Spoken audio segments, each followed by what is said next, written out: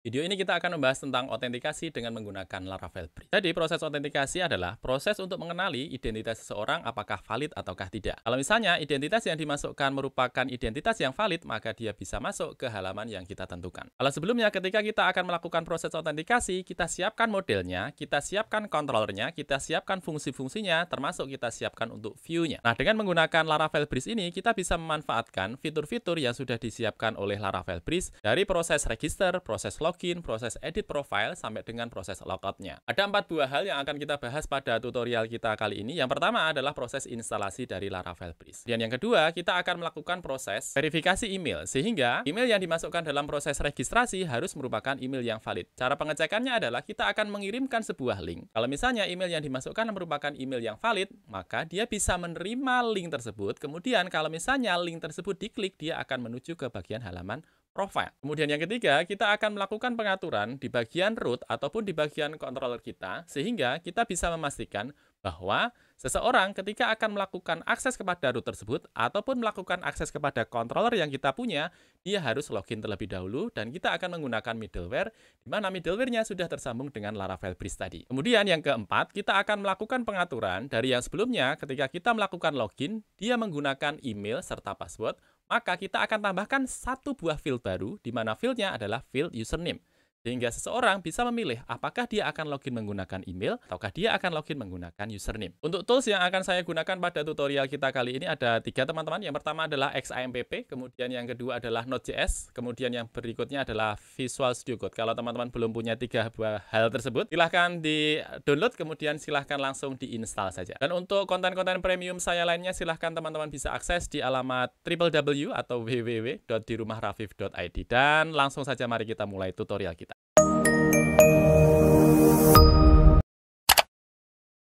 Yang pertama, mari kita buka untuk terminal kita terlebih dahulu. Silahkan dicari di bagian pencarian, dituliskan CMD begitu, ataupun langsung dibuka saja untuk common prompt yang teman-teman miliki.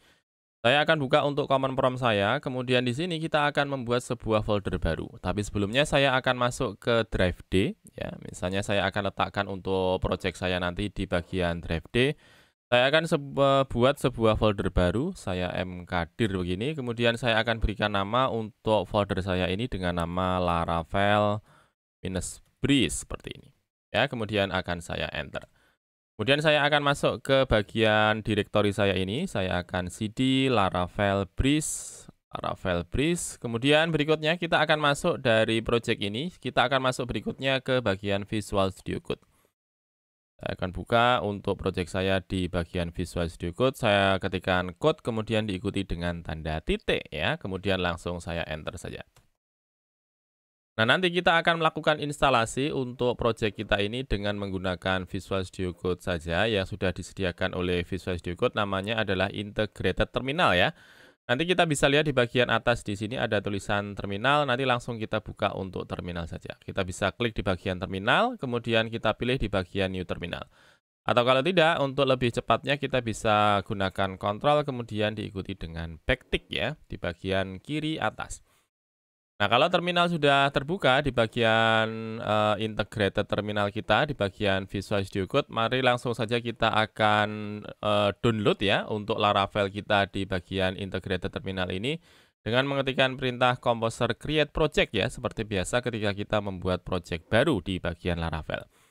Saya akan tuliskan composer create project, kemudian saya akan masukkan Laravel kemudian saya akan menggunakan untuk versi dari Laravel kita di sini adalah versi 10 ya. Saya akan ketikkan 10 titik bintang seperti ini, kemudian saya berikan tanda titik.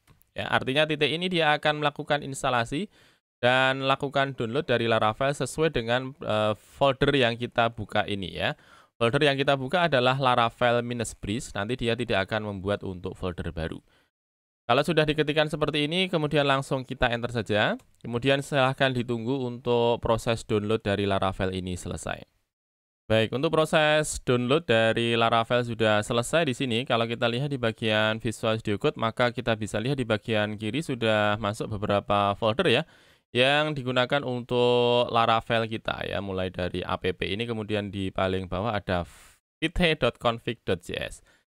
Untuk terminalnya saya clear dulu, saya Ctrl L ya, supaya dia membersihkan ya tampilan yang ada di bagian integrated terminal. Nah, setelah download selesai, kita akan membuat untuk database kita terlebih dahulu. Silahkan teman-teman pastikan untuk XAMPP sudah running, karena di sini saya menggunakan XAMPP. Kemudian dipastikan untuk Apache serta MySQL-nya sudah running, silahkan di start saja untuk Apache serta MySQL-nya. Nah, kalau sudah terbuka untuk bagian XAMPP dan juga Apache serta MySQL-nya sudah running, silahkan teman-teman buat sebuah database baru. Silahkan dibuka saja di bagian Google Chrome ataupun di bagian browser teman-teman. Silahkan dibuka di bagian localhost phpMyAdmin, kemudian kita akan membuat sebuah database baru. Saya klik di bagian database, kemudian kita akan membuat sebuah database baru di sana. Misalnya kita akan berikan untuk nama database-nya adalah Laravel -breeze seperti ini saja. Jadi kita samakan ya antara folder yang kita buat tadi dengan nama database kita. Kemudian saya klik saja di bagian create ini. Maka dia akan membuat satu buah database baru, nama database-nya adalah Laravel Breeze. Ya, Laravel Breeze ya. Setelah database-nya sudah terbuat, teman-teman, kita akan melakukan pengaturan di bagian Laravel kita supaya dia bisa menyambung dengan database Laravel Breeze ini. Nah, untuk pengaturannya seperti biasa kita akan letakkan di bagian .env kita yang ada di bagian Laravel ya. Mari selanjutnya kita buka lagi untuk Visual Studio Code yang kita miliki. Kemudian silahkan cari di sana untuk file dengan nama .env ya. Silahkan dibuka terlebih dahulu untuk file .env, kemudian untuk terminalnya saya close saja. Sorry. Saya akan close untuk terminal kita. Kemudian kita akan melakukan pengaturan di bagian koneksi kita ya. Di sini ada DB connection sampai dengan DB password. Silahkan dicari terlebih dahulu. Kemudian kita akan melakukan pengaturan supaya dari .env ini atau di bagian Laravel ini bisa nyambung dengan database kita. Nah, untuk pengaturannya saya akan mengganti di bagian db_database ini ke database baru yang kita buat dengan menggunakan phpMyAdmin tadi ya. Saya akan masukkan Laravel -breeze ya. Kemudian karena di sini saya menggunakan XAMPP, maka username-nya adalah root, kemudian password-nya adalah kosong ya. Kemudian saya Ctrl S saja.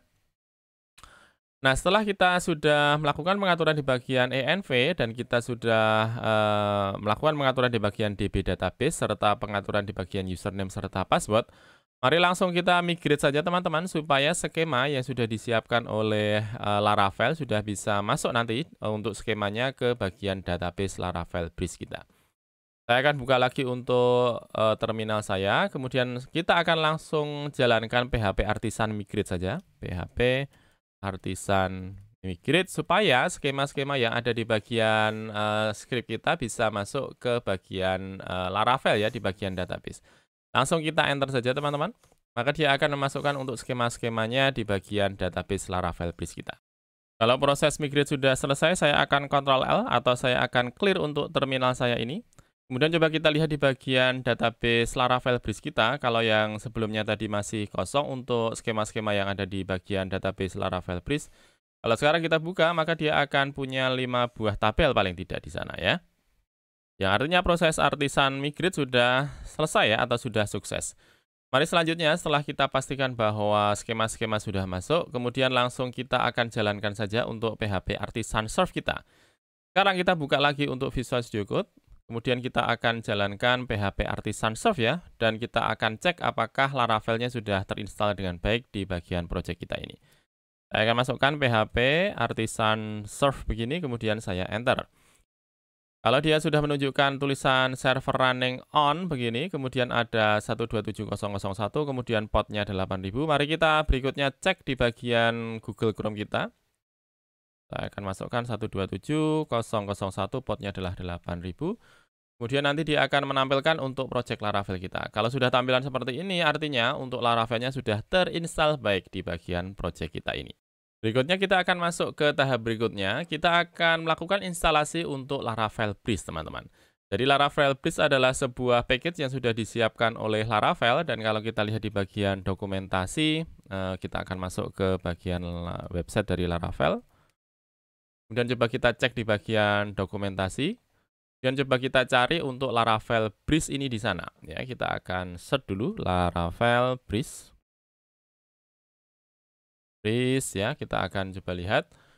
Cara kita melakukan instalasi dari Laravel ya. Jadi Laravel akan menyediakan untuk proses login, register dengan menggunakan Laravel Bridge ini. Sehingga kita tidak perlu membuat untuk form login tersendiri, kemudian kita tidak perlu membuat untuk form untuk register tersendiri. Begitu juga untuk kontrolnya, termasuk untuk proses logout ya, kemudian untuk edit profile sudah disediakan oleh Laravel Bridge. Nah, untuk menggunakannya, teman-teman silahkan scroll ke bagian bawah, kemudian kita lihat di sini ada installation ya. Kita ikuti saja perintah yang sudah disiapkan oleh Laravel di bagian dokumentasi ini, karena di sini kita menggunakan untuk versi dari Laravelnya adalah versi 10 ya, dipastikan teman-teman karena kita menggunakan untuk versi dari Laravelnya adalah versi 10 ya. Bisa dipilih di bagian atas dulu untuk versinya, kalau misalnya untuk teman-teman membuka di bagian tutorial kali ini bukan versi 10 ya. Karena di sini kita menggunakan versinya adalah versi 10. Silahkan dipilih terlebih dahulu karena versi yang terakhir ketika membuat video ini adalah versi 10. Ya. Kemudian scroll ke bagian installation, kita akan copy terlebih dahulu untuk proses untuk instalasi dari Laravel Bridge ini. Saya akan copy ini. Kemudian saya akan jalankan di bagian Visual Studio Code saya. Karena di bagian Visual Studio Code ini sudah terbuka dan sudah digunakan untuk PHP Artisan Serve ya, kita akan tetap biarkan untuk PHP Artisan Serve ini tetap nyala ya, artinya tidak akan kita gantikan dengan perintah yang baru, tetapi kita akan buka untuk terminal yang baru saja.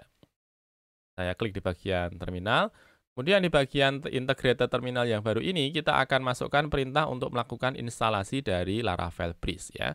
Saya akan copy saja. Kemudian saya akan letakkan di bagian integrated terminal ini. Saya paste begini, kemudian kita enter. Kemudian silahkan ditunggu teman-teman untuk proses dari Laravel Bridge ini harusnya tidak menunggu terlalu lama ya, tergantung dari koneksi yang kita punya. Ya, proses download dari Laravel sudah. Apakah sudah selesai untuk proses untuk instalasi dari Laravel Bridge? Ternyata belum ya. Ini saya akan Ctrl L saja. Kemudian coba kita lihat untuk dokumentasi yang sudah disiapkan oleh Laravel ya. Kita buka untuk dokumentasinya. Coba kita scroll ke bagian bawah. Nah, berikutnya dari dokumentasi yang kita miliki di bagian Laravel, maka dia memerintahkan kita untuk melakukan install terlebih dahulu dari yang sebelumnya dia masih proses download. Kemudian berikutnya kita akan install.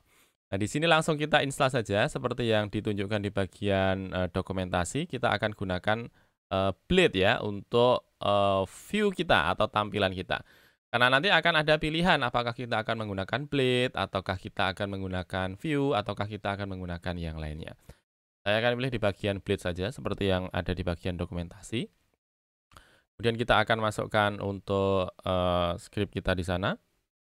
Saya akan enter, dia akan langsung instalasi dari Artisan Bridge ya untuk Laravel Bridge-nya, dan yang template yang kita gunakan di sini adalah untuk Blade-nya. Silahkan ditunggu dulu untuk prosesnya sampai selesai ya.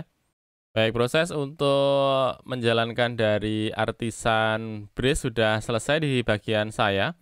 Kalau teman-teman dalam proses menjalankan untuk instalasi dari Laravel Bridge tadi lama begitu ya, dan kemudian ada perintah stuck seperti ini ya, installing and building node dependencies ini lama sekali ya. Pastikan sebelumnya teman-teman sudah punya yang namanya Node.js teman-teman ya. Bisa dibuka di bagian nodejs.org ya. Jadi dia akan menjalankan untuk Node.js-nya kalau misalnya teman-teman lama ya, belum selesai-selesai. Silahkan download terlebih dahulu untuk Node.js-nya ya. Di-download terlebih dahulu untuk Node.js, kemudian dipilih saja untuk yang bagian ini ya, bagian LTS ini ya, di bagian yang paling akhir ini untuk Node.js-nya silahkan di-download, kemudian langsung diinstal saja. Kemudian setelah diinstal bisa diulangi lagi untuk proses menjalankan PHP Artisan Bridge install Blade ini ya. Kemudian harusnya untuk prosesnya bisa lebih cepat ya. Kalau misalnya teman-teman belum punya untuk Node.js-nya. Kalau misalnya sudah punya untuk Node.js-nya, harusnya prosesnya seperti tadi. Ya, jadi silahkan ditunggu dulu untuk proses dari installing-nya tadi. Ya, kalau misalnya sudah lama, kemudian belum selesai-selesai, pastikan terlebih dahulu untuk Node.js-nya teman-teman sudah install ya di bagian laptop atau di bagian komputer teman-teman.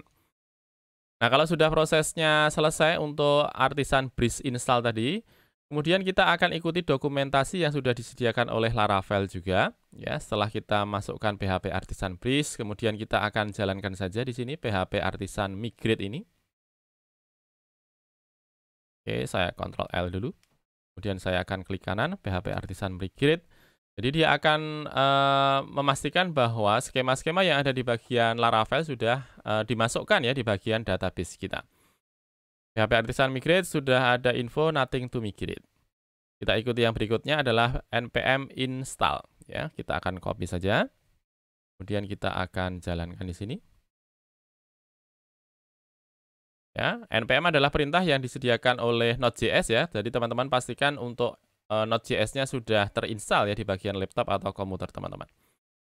Sudah ada informasinya bahwa run npm form for detail ya. Kita biarkan saja. Kemudian berikutnya kita akan masukkan npm run dev ya. Seperti yang ada di bagian dokumentasi. Saya klik kanan. Nanti harusnya prosesnya lama ya di bagian npm run dev ini ya. Kalau misalnya untuk run dev ini sudah ada tampilan seperti ini ya, dia stuck seperti ini teman-teman, artinya dia tidak akan menjalankan apapun ya seperti ini. Ini saya Ctrl C saja. Oke, saya akan Ctrl C saja. Oke, kemudian kita akan jalankan yang namanya npm run build ya. Jadi dia akan mengkompilasi untuk package-package yang disediakan oleh Node.js ya di bagian Node.js di sini. Sehingga dia akan dikompilasi menjadi satu. Saya akan masukkan npm run build seperti ini. Oke, silahkan ditunggu dulu ya untuk proses npm run build ini di bagian project kita. Nah, kalau sudah seperti ini, artinya untuk Laravel Bridge sudah terinstall ya di bagian project kita. Sekarang teman-teman, mari kita cek terlebih dahulu. Kita akan buka di bagian project Laravel kita di bagian browser. Nah, tampilan dari awal kita untuk Laravel seperti ini ya, ketika kita membuka di bagian 127.0.0.1, portnya adalah 8000. Kalau sekarang kita coba refresh, dari yang sebelumnya kosong di bagian kanan atas ya, tidak ada tampilan apapun, tidak ada menu apapun. Kemudian kalau misalnya saya refresh, nanti di sana dia akan menampilkan untuk dua buah link ya, ada login, kemudian ada register. Login dan register yang ada di bagian kanan atas di sini, dia sudah disediakan dan sudah terinstall ketika kita melakukan instalasi dari Laravel Bridge tadi.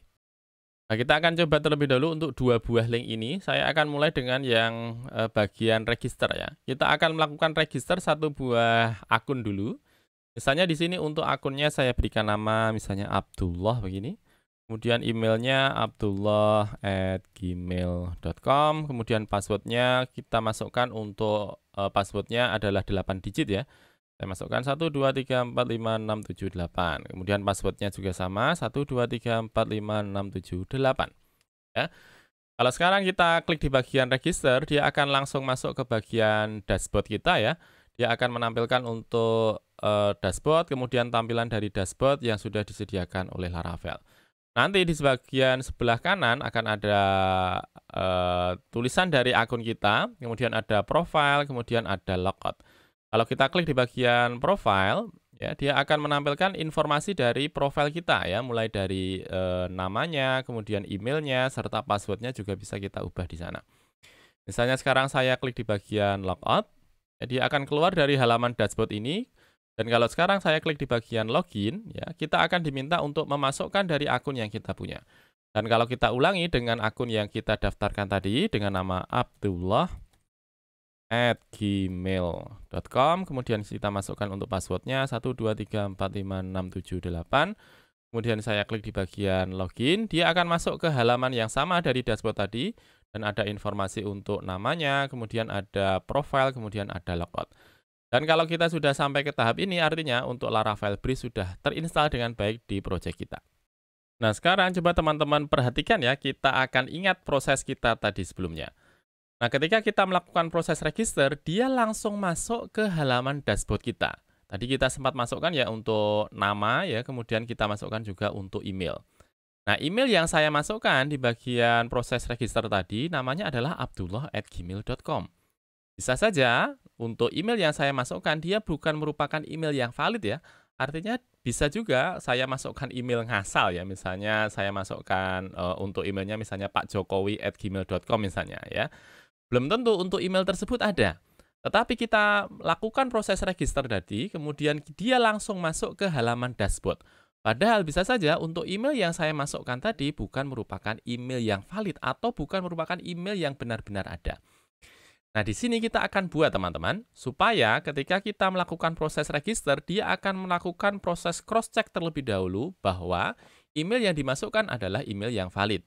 Kalau misalnya email yang dimasukkan merupakan email yang valid ya, maka dia baru boleh masuk ke halaman dashboard ini. Ya, artinya kita perlu melakukan cross-check terlebih dahulu untuk emailnya adalah email yang valid.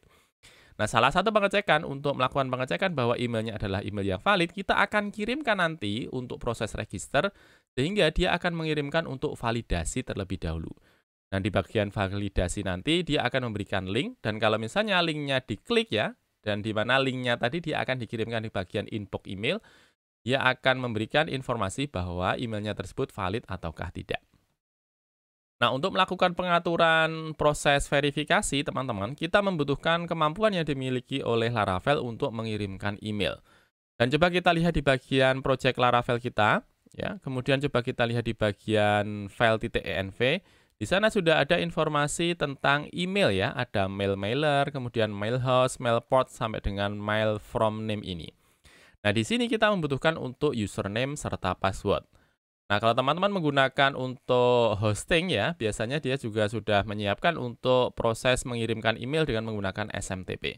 Atau lebih mudahnya, kita bisa menggunakan SMTP yang disediakan oleh Gmail. Tetapi kita perlu melakukan pengaturan terlebih dahulu. Nah, pengaturannya mari kita simak di bagian ini ya. Silahkan teman-teman, silahkan dibuka di bagian Google Account ya. Silahkan masuk ke bagian myaccount.google.com ya. Silahkan dibuka dulu di bagian browser myaccount.google.com. Kemudian kalau misalnya teman-teman punya akun yang banyak ya, misalnya punya email lebih dari satu, silahkan diklik saja di bagian atas ini ya. Nanti dipilih untuk akun email yang teman-teman punya. Nah, misalnya teman-teman hanya punya satu buah akun email, nanti kalau misalnya teman-teman buka di bagian myaccount.google.com, nanti kita lihat di bagian kiri ada menu ya, ada home sampai dengan about. Kita pilih di bagian security, teman-teman. Ya, klik di bagian security, kemudian silahkan scroll ke bagian bawah. Nanti di sana ada beberapa informasi, termasuk di sana ada informasi how you sign into Google, atau bagaimana kamu bisa masuk ke bagian Google. Kita akan enable terlebih dahulu untuk two-step verification ini. Ya, silahkan diklik di bagian two-step verification ini. Oke, silahkan scroll ke bagian bawah. Pilih di bagian get started. Ya, nanti dia akan meminta kita untuk memasukkan dari password kita terlebih dahulu. Kita akan masukkan password kita.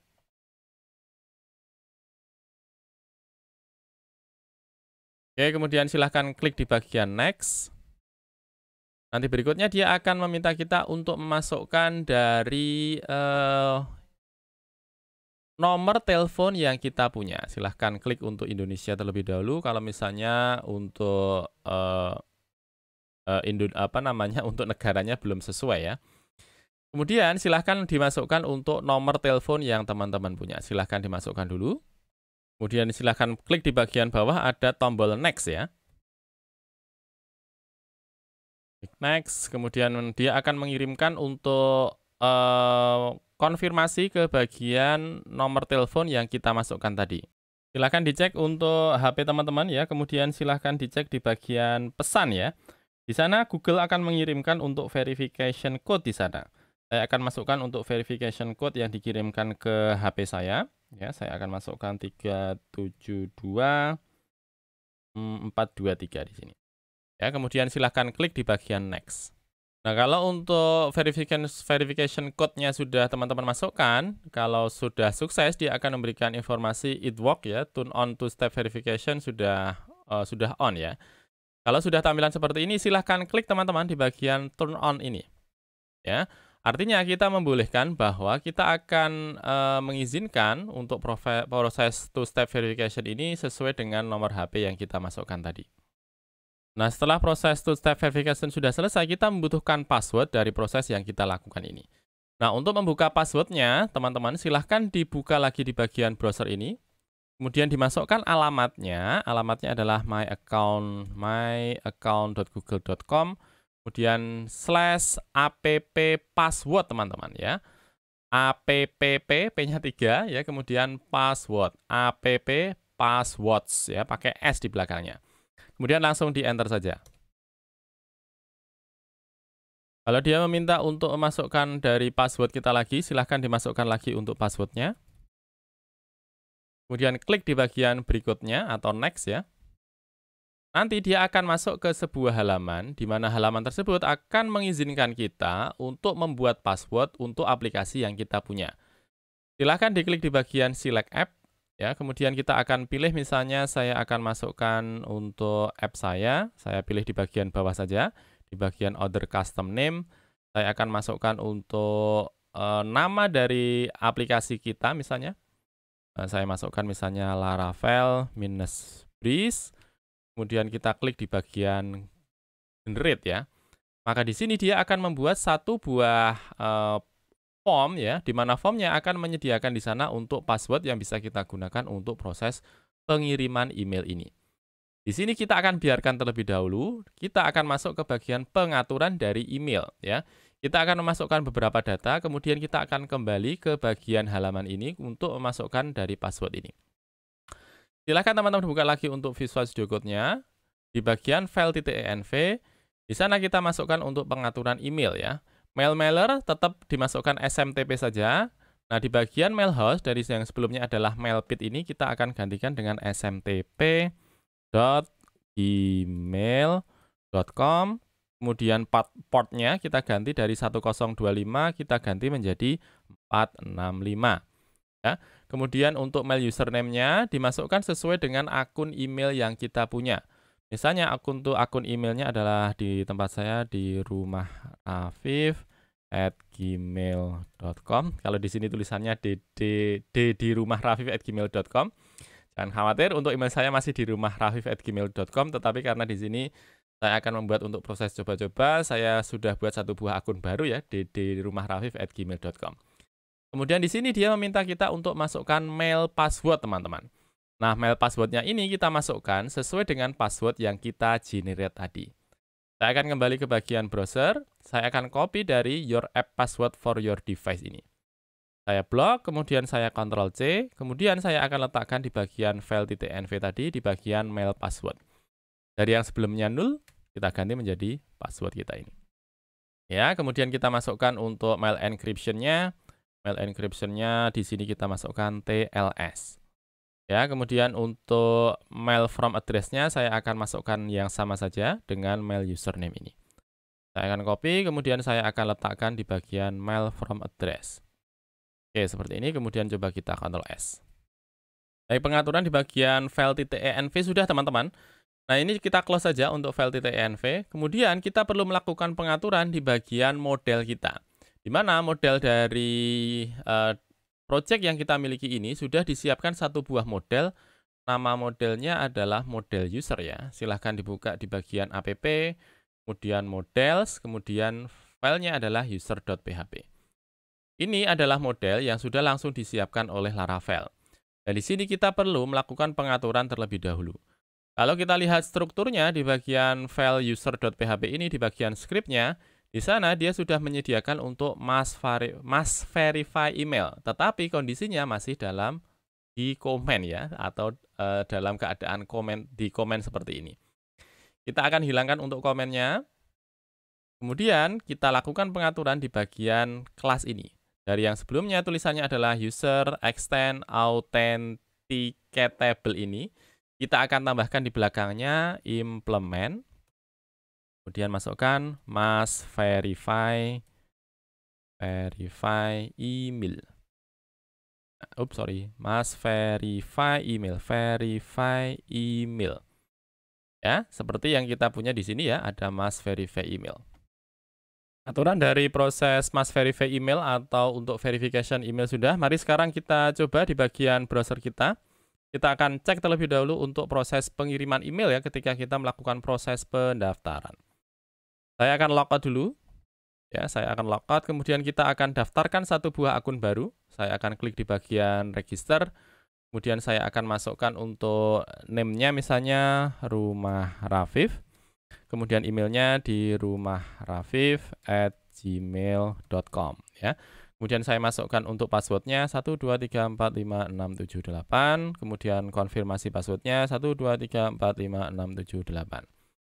Saya klik di bagian register. Kalau tadi yang sebelumnya ketika kita klik di bagian register, dia langsung masuk ke bagian halaman dashboard-nya.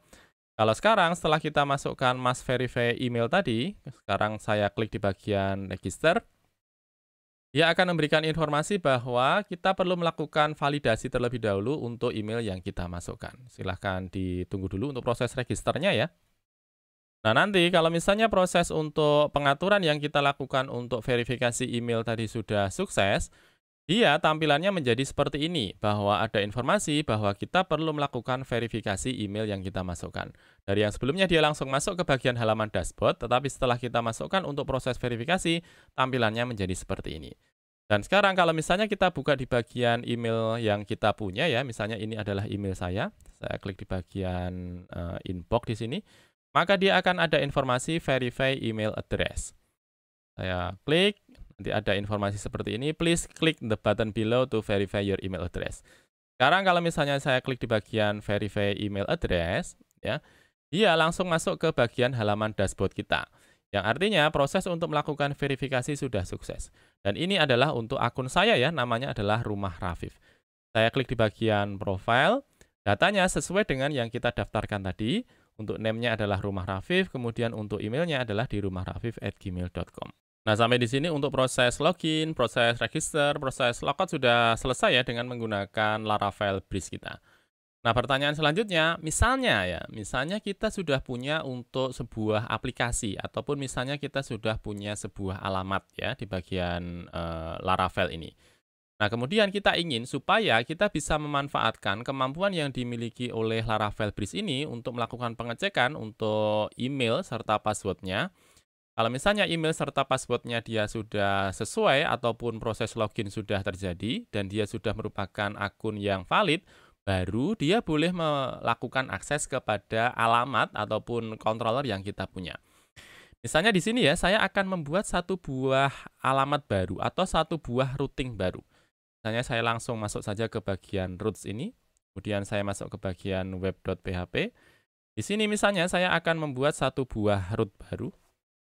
Saya masukkan root, ya, kemudian saya akan masukkan untuk alamatnya, misalnya kita masukkan di sini untuk alamatnya. Oke. Saya masukkan untuk alamatnya misalnya adalah cek 1 begini, kemudian saya akan masukkan function. Saya akan keluarkan langsung saja return. Di sini saya masukkan h1 cek 1 misalnya. Seperti ini. Kalau misalnya sekarang saya akan langsung akses ke bagian cek 1 ini ya, saya akan masukkan di bagian browser saya. Saya akan masuk ke bagian incognito. Dan saya masukkan 127.0.1, kemudian alamat yang kita buat di bagian root tadi adalah cek 1 seperti ini. Kemudian kita enter. Di sini dia langsung masuk ya, atau langsung tampil untuk cek 1-nya ini. Nah, kalau misalnya sekarang kita ingin supaya untuk masuk ke bagian cek 1 ini, dia perlu login terlebih dahulu, maka kita perlu melakukan pengaturan di bagian root kita ini, sehingga kita perlu masukkan untuk proses pengecekan dari out atau middleware out yang kita punya. Nah, caranya kita berikan di bagian belakang ini. Kita tambahkan tanda panah, kemudian masukkan middleware. Kemudian di dalamnya kita masukkan sesuai contoh yang kita punya di sini ya di bagian dashboard. Perlu kita masukkan out kemudian verified ini. Ya, saya copy saja. Kemudian saya akan letakkan di bagian dalam tanda kurung siku. Oke, seperti ini ya, sehingga tulisannya kurang lebih seperti ini di bagian belakangnya, middleware, out, kemudian verified. Nah, sekarang kalau misalnya kita buka lagi, dari yang sebelumnya, dia langsung tampil di sini tulisan cek 1-nya, tanpa perlu kita masukkan untuk email serta password. Kalau sekarang coba kita refresh, maka dia akan kembali ke bagian halaman login ya.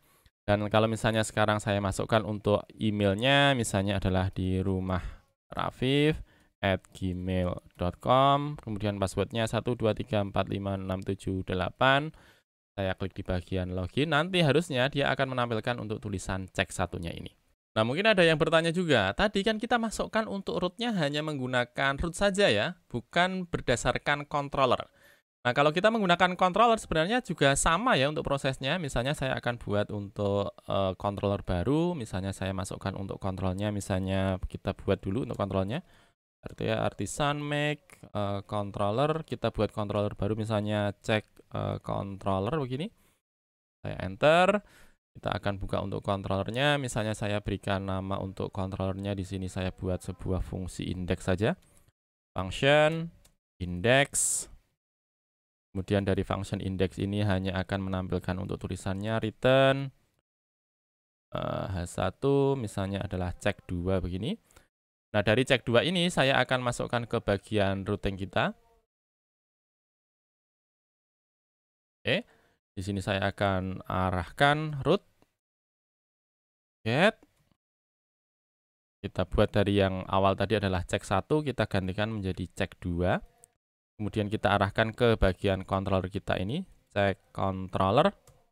Ya, kita menggunakan PHP IntelliFans teman-teman ya. Jangan lupa biasanya kita menggunakan PHP IntelliFans sehingga ketika kita masukkan cek controller, dia langsung memasukkan ke bagian atasnya ya, di sini ada cek controller. Ya, cek controller kemudian kita akses kelas, kemudian kita masukkan di sini adalah index. Ya. Sekarang kalau misalnya ini kita buka di bagian incognito, coba kita masuk ke bagian dashboard dulu ya. Saya akan masuk ke bagian dashboard dulu. Dashboard. Kemudian saya klik dulu di bagian logout. Saya coba akses untuk cek 2-nya. Cek 2.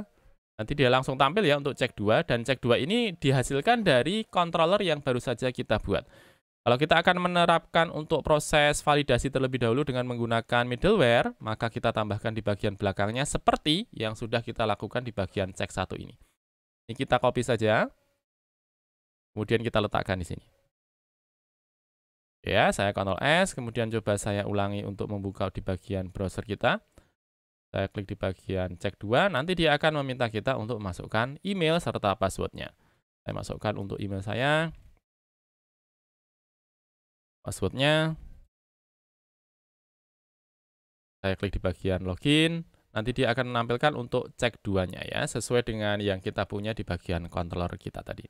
Ya, untuk proses cek 2 sudah, saya close saja untuk bagian browser incognito. Kemudian teman-teman silahkan dicek di bagian profile kita ini, saya coba logout terlebih dahulu. Kemudian kita akan coba masuk ke bagian proses register. Di sini kalau kita lihat, untuk isiannya adalah name, email, password, serta konfirmasi password. Di sini ketika kita melakukan proses login, maka yang kita gunakan adalah email dan juga password. Bagaimana kalau sekarang kita tambahkan satu buah field, ya. Jadi setelah email kita akan tambahkan satu buah field, yakni adalah username. Sehingga nanti ketika seseorang akan melakukan proses login, dia bisa memilih apakah dia akan melakukan login dengan menggunakan email, ataukah dia akan login dengan menggunakan username, sehingga dia bisa pilih apakah menggunakan email ataukah username. Dan untuk proses melakukan register, kita akan tambahkan satu buah field tentu saja, yakni adalah username. Kalau kita lihat di bagian skema kita, di bagian tabel user, untuk isian di bagian struktur tidak ada, untuk isiannya adalah username. Sehingga hanya ada isian berupa name, ya, kemudian email verified add, ya, kemudian password, remember add, kemudian yang bagian paling bawah adalah updated add. Di sini kita akan tambahkan yang pertama adalah untuk isian dari username-nya. Sehingga mari kita buka lagi untuk bagian Visual Studio Code kita. Saya akan close di bagian routing, saya akan close di bagian controller, kemudian saya akan close juga di bagian user ini. Kita akan buka yang pertama untuk terminal kita. Kemudian saya akan clear dulu. Di sini kita akan buat satu buah field baru di bagian tabel user. Kita akan buat migration terlebih dahulu, PHP artisan make migration. Kemudian kita akan buat satu buah field baru, misalnya saya akan add username field. Kemudian kita akan masukkan ke bagian tabel users tabel ya. Silahkan dituliskan seperti ini, PHP artisan make migration add underscore username underscore field underscore in underscore users underscore tables ya, tabel ya. Kemudian kita enter saja. Maka dia akan membuat satu buah migration, ya, lokasinya ada di bagian database migration add username field in user tabel. Kita klik saja, ya, dia akan membuka untuk bagian migration kita yang lokasinya ada di bagian database, kemudian bagian folder migration. Kita scroll ke bagian bawah ya, ini saya clear saja, kemudian saya close dulu untuk terminalnya. Di sini dia akan membuat satu buah kolom baru, di mana kolom barunya tersebut akan diletakkan di bagian tabel users kita. Saya akan buat satu buah kolom baru, saya akan masuk ke bagian tabel, string. Stringnya kita akan berikan nama username, kemudian kita akan letakkan untuk kolomnya tersebut setelah kolom nama ya, after name. Ya, ini untuk proses up-nya. Kita akan tambahkan untuk proses down-nya. Masukkan tabel, drop column, kita hilangkan untuk username-nya. Seperti ini ya. Setelah kita siapkan untuk skemanya di bagian tabel user, untuk kolomnya adalah username, kita akan lakukan proses migrate teman-teman. Ya, saya akan buka lagi untuk terminal kita. Saya akan masukkan perintah php artisan migrate. Kemudian saya enter, dia akan menambahkan satu buah kolom baru di bagian tabel user. Kalau saya klik lagi di bagian struktur, nanti harusnya akan ada satu buah isian ya untuk username-nya, sehingga letaknya ada di bagian setelah name ya, ada name, kemudian ada username. Username inilah yang baru saja kita buat tadi. Setelah kita siapkan untuk struktur di bagian tabel user, kita akan siapkan dulu untuk proses melakukan register data ya. Silahkan teman-teman buka untuk Visual Studio Code-nya. Ini saya clear saja. Kemudian saya akan close saja untuk bagian proses migrate ini. Kemudian teman-teman silahkan dibuka untuk bagian view kita ya. Kita akan buka di bagian resource. Bagian resource, kemudian masuk ke bagian views, kemudian masuk ke bagian folder out. Di sini kalau teman-teman lihat ada beberapa file. Nah, untuk proses melakukan register, dia ada di bagian file register.blade.php. Silahkan diklik saja. Kemudian di sini kita lihat ada name, ada email address, kemudian ada password, kemudian di bagian bawah ada konfirmasi password. Nah, disinilah kita akan menambahkan satu buah isian untuk memasukkan username. Saya akan copy saja dari bagian atas untuk memasukkan username-nya ini. Saya akan copy di sini. Kemudian saya akan letakkan di bagian bawahnya. Ini saya berikan nama, misalnya adalah username. Kemudian kita akan gantikan untuk name-nya ini ya. Saya akan Ctrl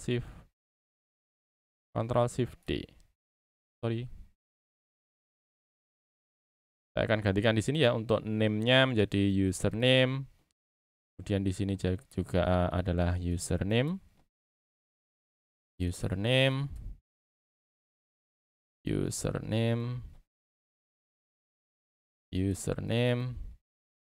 Ini juga adalah username.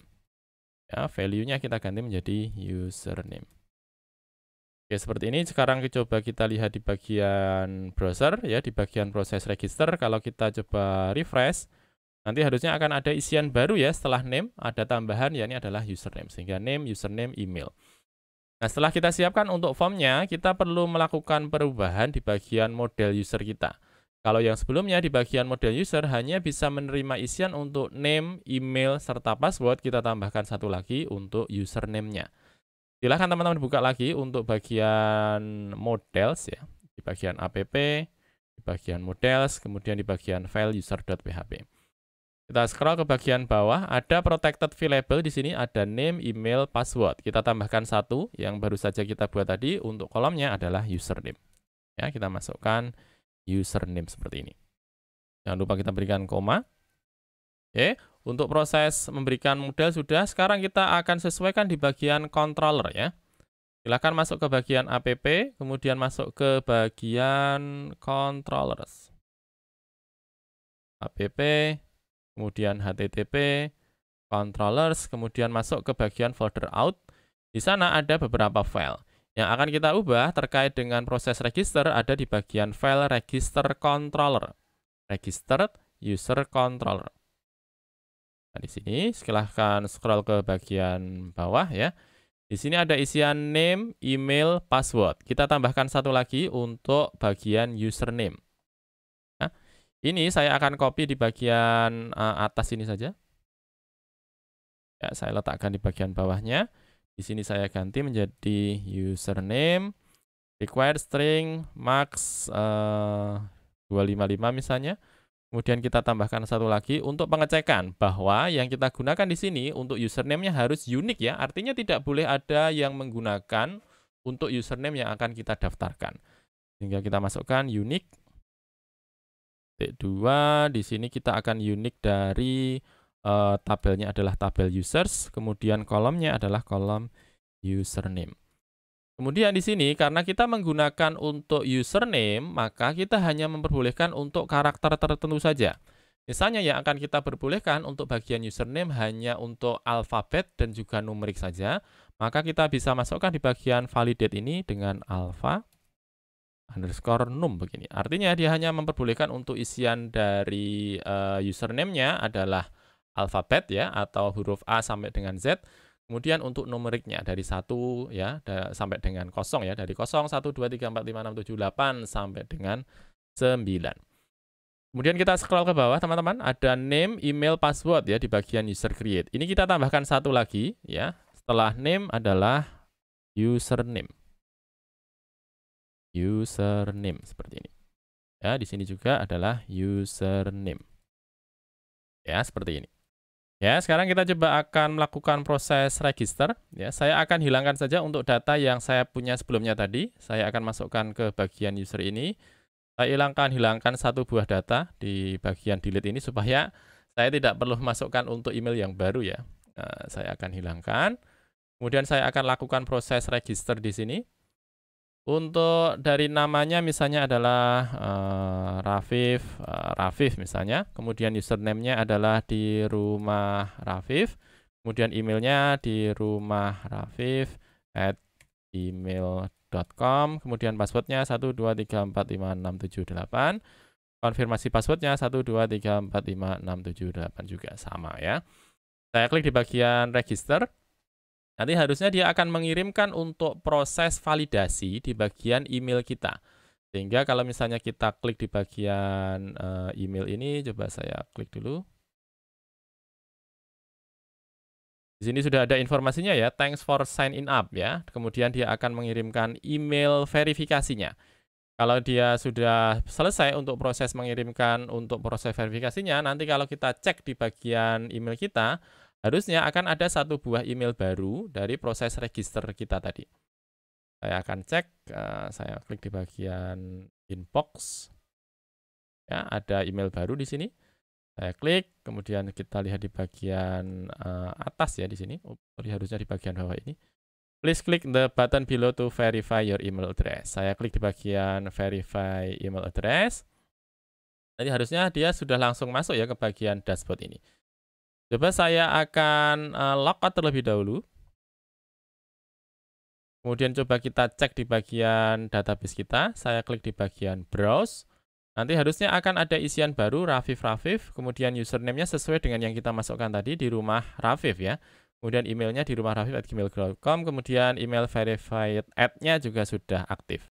Kemudian kita akan sesuaikan teman-teman di bagian proses login kita. Ya, di sini kita sudah pastikan ya bahwa untuk tabel user sudah ada username-nya, sudah ada emailnya. Sekarang kalau kita lihat di bagian halaman Laravel kita dan kita klik di bagian login, di sini kalau kita lihat isiannya masih adalah email, kemudian password. Padahal di sana kita ingin supaya seseorang bisa memilih apakah dia akan memasukkan email ataukah dia akan memilih untuk memasukkan username-nya. Sehingga kita perlu sesuaikan dulu di bagian form kita. Untuk register control saya hilangkan, kemudian register blade saya hilangkan. Kemudian kita masuk ke bagian resource yang berikutnya adalah resource view. Di bagian resource, views, kemudian di bagian out. Kemudian kita masuk ke bagian login.blade.php. Nah, di sini kalau kita lihat ya, ada isian untuk email address. Ya, kita akan tambahkan satu lagi untuk username ya. Saya akan masukkan di bagian komen ini username. Nah, kalau di sini kita lihat untuk input labelnya adalah email ya. Di sini juga email. Saya akan gantikan sehingga seseorang bisa memilih apakah dia akan memasukkan email ataukah dia akan memilih akan menggunakan username-nya. Saya akan di sini Ctrl Shift L. Kemudian saya akan ganti di sini bukan lagi email, tetapi saya akan ganti menjadi ID user. Ya, ID user. Di sini adalah email ya. Kemudian kita cek dulu ID user, kemudian di sini value-nya. Value ini adalah labelnya teman-teman ya. Jadi di sini ini adalah labelnya. Ini bukan lagi ID user, tapi sama seperti tadi, email or username misalnya. Input ID, ID user, block, kemudian tipenya bukan ID user, tapi tipenya adalah teks ya. Kemudian ID user, alt ID user, kemudian auto complete-nya kita ganti juga menjadi ID user begini. Ya, sehingga tulisannya kurang lebih seperti ini, ada ID user, kemudian email or username, kemudian input ID-nya adalah ID user, name-nya adalah ID user, value-nya adalah ID user, tipenya teks ya, jangan lupa, jangan salah. Kemudian auto complete-nya adalah ID user, kemudian di sini untuk message error-nya juga menuju ke bagian ID user. Sehingga sekarang kalau misalnya kita buka di bagian form login kita, dari yang sebelumnya isiannya hanyalah email saja, sekarang hanya akan ada tambahan ya. Apakah dia akan menggunakan email ataukah akan menggunakan username. Tetapi tenang, ini baru di bagian form saja teman-teman. Ya, kita belum masuk ke bagian controller sehingga dia bisa menentukan. Kalau yang kita masukkan adalah email, maka dia akan melakukan pengecekan ke bagian email. Kalau misalnya yang dia masukkan adalah username, maka dia akan menggunakan kolom username untuk proses autentikasi. Mari berikutnya kita buka terlebih dahulu untuk bagian controller yang mengatur proses login. Nah, untuk yang melakukan pengaturan proses login, teman-teman bisa buka di bagian app, ya, kemudian silahkan di bagian HTTP, kemudian masuk ke bagian controllers, masuk ke bagian folder out. Di sana kalau kita lihat ada controller dengan nama out controller. Sebentar, di sini ada yang namanya authentication session controller. Silahkan dibuka. Kemudian silahkan scroll ke bagian bawah untuk bagian store. Di bagian store ada request yang dilakukan ke bagian authenticate ini teman-teman. Nah, authenticate ini dia sebenarnya menjalankan untuk controller di bagian atas ya. Ada app, http, request, out, login, request. Nah, mari berikutnya kita buka untuk bagian ini teman-teman ya. Silahkan dibuka di bagian app, ya, kemudian di bagian request, kemudian di bagian out, kemudian di bagian login request. Nah, kita scroll ke bagian bawah. Untuk proses melakukan autentikasi, yang dia lakukan adalah di bagian fungsi authenticate ini, di mana dia akan melakukan pengecekan untuk bagian email serta bagian password. Kalau misalnya kombinasi antara email dan juga password ini sesuai dengan data yang di bagian tabel user, maka artinya dia adalah pengguna yang valid. Kalau misalnya dia bukan pengguna yang valid, artinya email dan juga passwordnya yang dimasukkan adalah salah ya. Nah, yang akan kita lakukan di sini adalah menentukan apakah seseorang yang dimasukkan adalah email, ataukah seseorang ketika yang dimasukkan di bagian field ID user adalah username.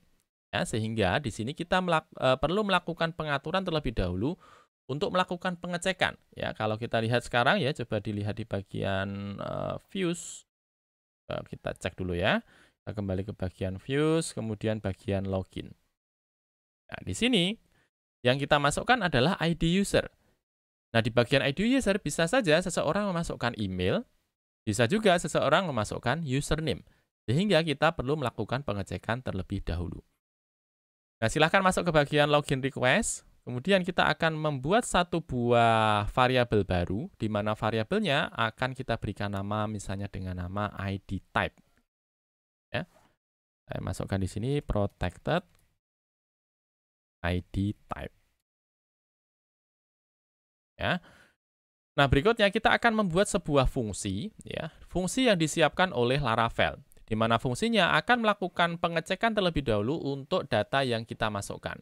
Dari data yang dimasukkan nanti, kita akan membuat proses sehingga dia bisa menentukan apakah yang dimasukkan berupa email ataukah yang dimasukkan berupa username.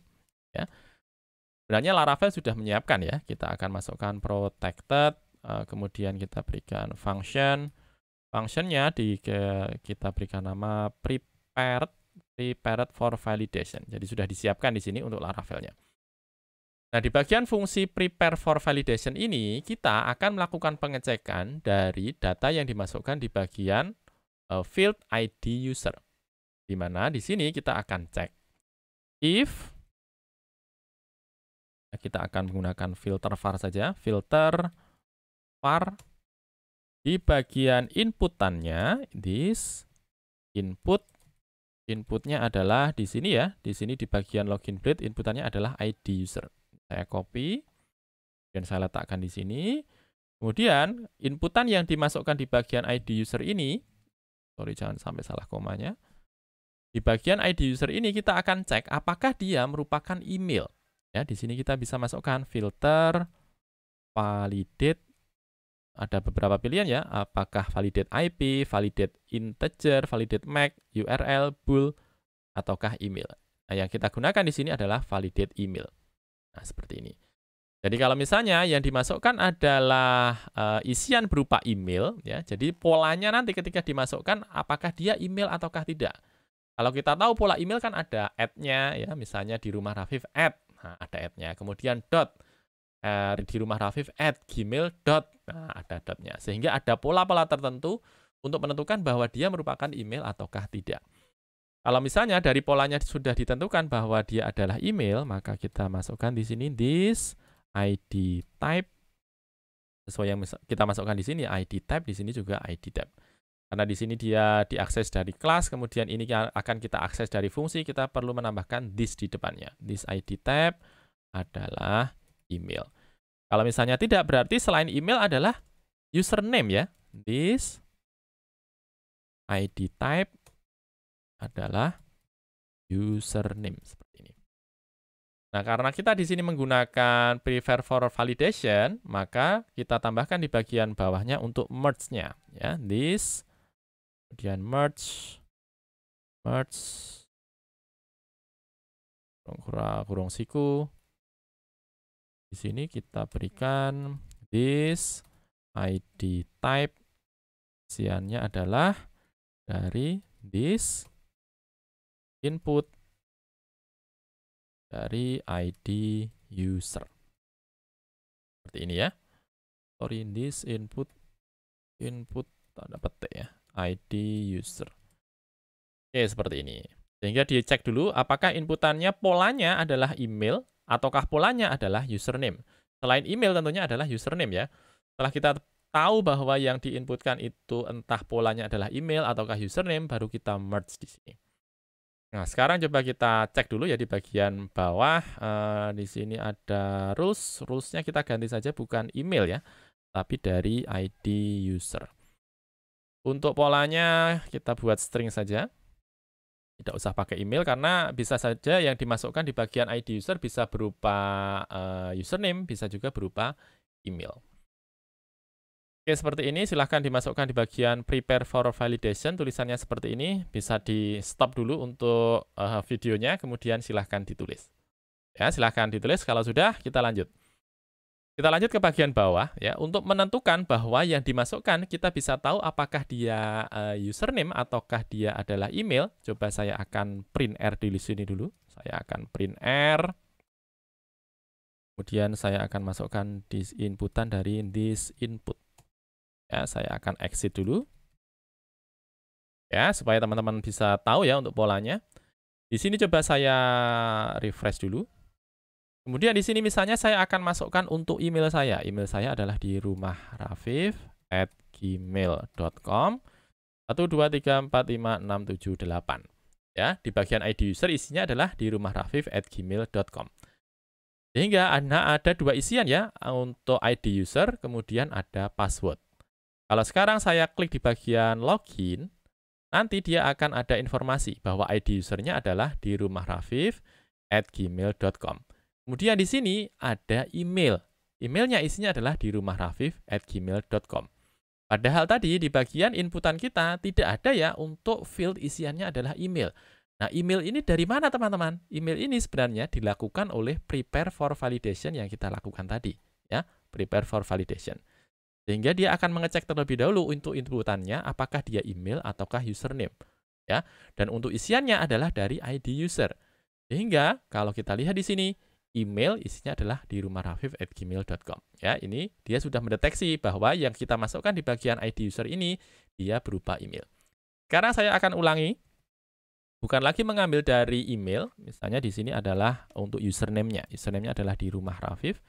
Untuk password-nya adalah 123456778. Coba saya klik di bagian login. Nah, nanti di bagian belakang bukan lagi tadi isiannya adalah email, tetapi sekarang menjadi username. Sehingga isiannya ada ID user, password, kemudian ada username. Setelah kita mengetahui bahwa isiannya adalah username, baru kemudian kita sesuaikan di bagian script kita. Ya, kita scroll ke bagian bawah. Ini saya hilangkan. Ya, kemudian di sini ada isiannya this only email. Ini kita ganti untuk isian emailnya supaya dia bisa menyesuaikan dari apa yang kita masukkan. Kalau misalnya yang kita masukkan adalah email, maka di sini menjadi email. Kalau yang kita masukkan adalah username, dia di sini menjadi username. Dan ini kita bisa gantikan dengan protected variable yang kita punya di bagian atas tadi. Di sini ada ID type. Maka di sini kita panggil saja di bagian proses autentikasi tadi. Jadi this ID type. Ya. Sekarang kita ganti juga di bagian bawah. Kalau yang sebelumnya tadi adalah email, di sini kita ganti menjadi ID user. Oke, seperti ini ya. Sekarang coba kita ulangi dulu. Saya akan masuk ke bagian email ini, misalnya saya akan masukkan email ngasal, misalnya pakjokowi@gmail.com, kemudian passwordnya 123456778. Saya klik di bagian login, nanti harusnya dia akan memberikan informasi ya bahwa untuk data yang kita masukkan ini tidak sesuai. Kalau misalnya saya masukkan dengan dirumah.rafif@gmail.com, kemudian saya akan masukkan untuk passwordnya 123456778, begini. Ini adalah data yang benar, harusnya dia bisa masuk ya. Saya klik di bagian login, nanti harusnya dia masuk ke bagian halaman dashboard, dan ada informasinya Rafif. Kalau misalnya saya logout dan saya akan gantikan bukan lagi login menggunakan email, tetapi saya akan ganti login dengan menggunakan username, harusnya dia juga masuk ke bagian dashboard. Kalau misalnya proses yang kita lakukan tadi sudah benar. Saya login, kemudian saya masukkan untuk username saya di rumah Rafif saja tanpa menggunakan @gmail.com. Kemudian passwordnya 123456778. Saya klik di bagian login. Nah, harusnya dia juga masuk ke bagian dashboard ya untuk informasi yang sama. Ya, ini adalah Rafif. Itu dia pembahasan kita tentang Laravel Bridge. Terima kasih sudah menyimak. Kita akan berjumpa lagi di video berikutnya.